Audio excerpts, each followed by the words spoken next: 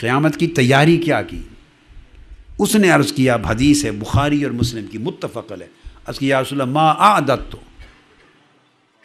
من کثیر صلاۃ ولا صوم ولا صدقۃ، مختلف احادیث میں آیا یا رسول اللہ صلی اللہ علیہ وسلم میرے پاس بہت زیادہ تیاری کثرت نماز کی، کثرت روزہ کی، کثرت صوم کی، کثرت زکوٰۃ و صدقات کی، اعمال کی تو بڑی کثرت جمع نہیں کر سکا۔ یہ کثرت تو تیاری میرے پاس اعمال کی کثرت والی تیاری نہیں، الا انی احب اللہ و رسولہ،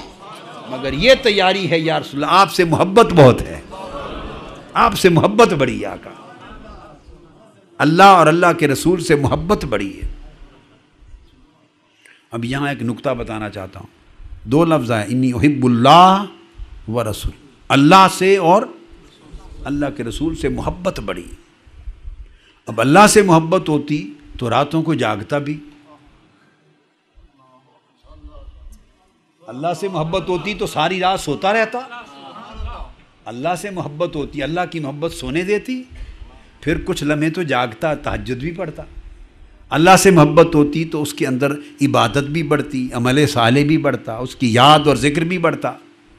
ادھر کہتا ہے کہ اعمال کی کثرت تو میرے پاس نہیں، ساتھ کہتا ہے کہ اللہ سے محبت بڑی ہے، تو اللہ سے محبت کاہے کی ہوئی؟ دراصل بتانا یہ چاہتا، یہ طریقہ تھا جب کبھی ذکر کرتے اللہ رسول کا نام اکٹھا لیتے، بتانا چاہتا تھا یا رسول اللہ اعمال کی کثرت تو جمع نہیں کر سکا، مگر حضور آپ سے محبت بہت ہے، اور حضور سے محبت کا مطلب اللہ سے محبت۔ اب آقا علیہ السلام نے جواب میں کیا فرمایا؟ جواب میں فرمایا المرء مع من احبہ، یہ نہیں فرمایا کہ جا بھائی صرف اعمال کے ذریعے اس کمی کو پورا کر، نہیں، فرمایا المرء مع من احبہ، جا مبارک ہو تمہیں، قیامت کے دن جس کو جس کے ساتھ محبت ہوگی اسے اس کے ساتھ کھڑا کیا جائے گا۔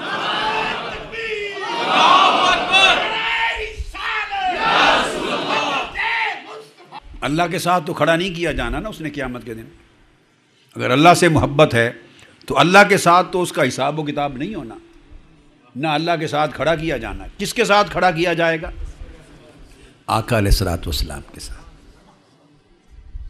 بیسک بات کو سمجھیں ہیں۔ اسی طرح صحیحین میں حدیث ہے، حدیث صحیح ہے، صحابہ کرام کا ایک لشکر، ایک وفد گیا، آقا علیہ السلام نے بھیجا صحابہ کرام کو، اور ایک شخص کو ان کا امام مقرر کیا، امیر۔ وہ صحابی چونکہ امیر تھا لشکر کا تو وہ امامت بھی کراتا، تو ہر نماز کی جب امامت کراتا تو جو سورت بھی پڑھتا اینڈ پر سورہ اخلاص پڑھتا۔ ایک روایت میں آتا ہے کہ ہر رکعت میں سورہ اخلاص پڑھتا، مگر حدیث صحیح جو سند صحیح کے ساتھ صحیحین میں حدیث ہے، اس میں یہ ہے کہ وہ ہر رکعت میں جو پڑھتا اختتام قل هو اللہ احد سورہ اخلاص پہ کرتا، ہر رکعت میں۔ صحابہ کرام نے آپس میں سوچ بچار کی یہ کیا ہے، اس کو ہر رکعت میں سورہ اخلاص پڑھتا۔ واپس آئے تو صحابہ کرام نے آ کے آقا علیہ السلام کی بارگاہ میں عرض کیا یا رسول اللہ، یہ جس کو آپ نے ہمارا امیر بنا کے بھیجا تھا ایسا امام ہے، ہر رکعت میں جو بھی پڑھتا اینڈ پہ سورہ اخلاص پڑھتا تھا، تو اس کی وجہ کیا ہے؟ اب بڑی لطیف بات ہے، آقا علیہ السلام نے صحابہ کرام سے جنہوں نے شکایت کی تھی انہی سے فرمایا کہ جاؤ اس سے پوچھو کیوں کرتا تھا ایسے۔ ہائے ہائے ہائے ہائے ہائے ہائے ہائے، انہی کو بھیجا اور فرمایا جاؤ اس سے پوچھو ایسا کیوں کرتا تھا۔ ہائے ہائے ہائے، سبحان اللہ۔ صحابہ کرام گئے، اس سے پوچھا بھائی آقا علیہ السلام نے فرمایا ہے تو تم سے پوچھنے آئے ہیں ایسا کیوں کرتے تھے؟ بھائی یہ بات تو وہ سفر میں بھی کر چکے تھے، پوچھ چکے تھے،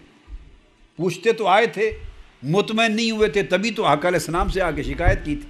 آپ نے پھر فرمایا جاؤ اس سے پوچھو ایسا کیوں کرتا تھا۔ آقا علیہ السلام کو معلوم تھا کہ اس نے کیا جواب دینا ہے، کیا جواب دینا۔ انہوں نے جا کے پوچھا، اس نے جواب دیا لِأَنَّ فِيهَا صِفَةُ الرَّحْمَنِ وَأُحِبُّ أَنْ أَقْرَأَ بِهَا، اس لیے میں ہر رکعت میں سورہ اخلاص پڑھتا تھا کہ اس میں میرے مولا کی صفتیں ہیں۔ ہائے ہائے ہائے، میرے مولا کی تعریفیں بیان ہوئی ہیں، مولا کی صفتیں تعریفیں بیان ہوئی ہیں، اور مجھے محبت ہے میں مولا کی تعریفوں والی صورت کو بار بار پڑھوں، مجھے اس سے محبت ہے، سورہ اخلاص کے پڑھنے سے اس لیے محبت ہے کہ میرے یار کے تذکرے ہیں اس میں۔ قل هو اللہ احد کہہ دے کہ وہ ایک اکیلا نویکلا ہے، اس جیسا کوئی نہیں۔ جب محبوب کو کوئی یہ بار بار زبان سے کہہ رہے میرے محبوب جیسا کوئی اکیلا ہے، اللہ الصمد، میرا محبوب بے نیاز ہے، ہائے ہائے ہائے، لم یلد ولم یولد، میرا محبوب نہ کسی سے پیدا ہوا نہ کوئی اس سے، ولم یکن لہ کفوا احد، میرے محبوب جیسا ہے ہی کوئی نہیں، یہ معنی ہے اس کا، میرے محبوب جیسا اس کا کوئی ہمسر و ثانی ہے ہی نہیں۔ تو میں اس لیے شوق سے پڑھتا ہوں، میرے محبوب کی تعریفیں ہیں اس میں۔ صحابہ کرام نے آ کے بتایا، آقا علیہ السلام نے فرمایا دوبارہ جاؤ اور اس کو خوشخبری سنا دو کہ تم اس وجہ سے سورہ اخلاص سے محبت کرتے ہو نا، بتا دو ان اللہ یحبک، اللہ تجھ سے محبت کرتا ہے۔ اللہ، اب آپ دیکھیں ایک سورہ اخلاص سے بار بار پڑھنے سے اس محبت سے جواب ملا کہ اللہ تجھ سے محبت کرتا ہے، تو محبت کا صلہ محبت میں ملتا ہے، محبت کا صلہ فرمایا المرء مع من احبہ، جس سے محبت ہوگی قیامت کے دن اس کے ساتھ کھڑا کیا جائے۔ پھر حدیث پاک ہے اور حدیث صحیح، صحابہ کرام نے پوچھا یا رسول اللہ اگر ایک شخص کو بعض اللہ کے نیک بندوں، اللہ کے اولیاء سے، صلحاء سے، نیک بندوں سے محبت ہو مگر وہ اعمال ان جیسے نہ کر سکے، کسی کو اللہ والوں سے محبت ہو مگر عمل اس کے اتنے نہ ہوں جتنے اللہ والوں کے، ان جیسے نہ کر سکے، اس کا کیا ہوگا؟ آقا علیہ السلام نے فرمایا المرء مع من احبہ، وہ جو کمی ہے وہ محبت سے پوری کر دی جائے گی، جس سے محبت ہے ان کے ساتھ کھڑا کیا جائے گا۔ یہ میں اصول سمجھا رہا تھا، من یرد اللہ بہ خیرا، جس بندے سے اللہ خیر کا ارادہ کر لے تو اس کی کمی کو کمپنسیٹ کرتا ہے، اور اس کی کمپنسیشن کے لاکھوں طریقے ہیں، ان میں ایک طریقہ بیماریوں کا بھی ہے، تکلیفوں کا بھی ہے، پریشانیوں کا بھی ہے، ایک طریقہ وہ بات فرمائی۔ اور یہی آقا علیہ السلام نے ارشاد فرمایا، ایک اور حدیث میں آتا ہے صحیحین میں، بخاری اور مسلم میں، فرمایا ما یصیب المؤمن من وصب ولا نصب ولا ہم ولا حزن ولا اذن ولا غم حتی الشوکہ یشاکہا الا کفر اللہ بہا من خطایاہ۔ مومن کو، ما یصیب المؤمن، مومن کو جو بھی تکلیف، رنج، بلا، دکھ، درد، غم، حزن، پریشانی، ملال، اذیت، جو کچھ آتا ہے، آقا علیہ السلام نے فرمایا اس ہر تکلیف کے بدلے الا کفر اللہ بہا من خطایا، اللہ ان کے بدلے اس کی سارے خطاؤں کو جھاڑ دیتا ہے، معاف کر دیتا ہے۔ یہ اس کے ارادے ہیں نا۔ اب جنہوں نے زندگی میں پابندی نماز کی، پابندی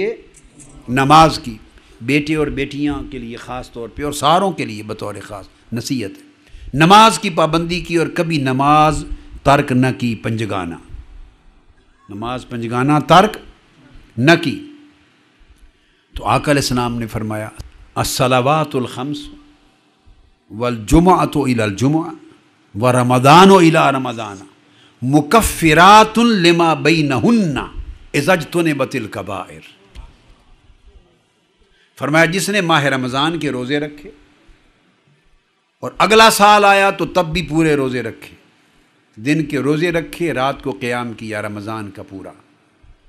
پھر جس نے نماز جمعہ پڑھی، پھر اگلا جمعہ بھی پڑھا، اگلا جمعہ بھی، کبھی جمعہ کا ناغہ نہ کیا، کبھی رمضان کا ناغہ نہ کیا، اور نماز پنجگانہ پڑھی اور کبھی کسی ایک نماز کو ترک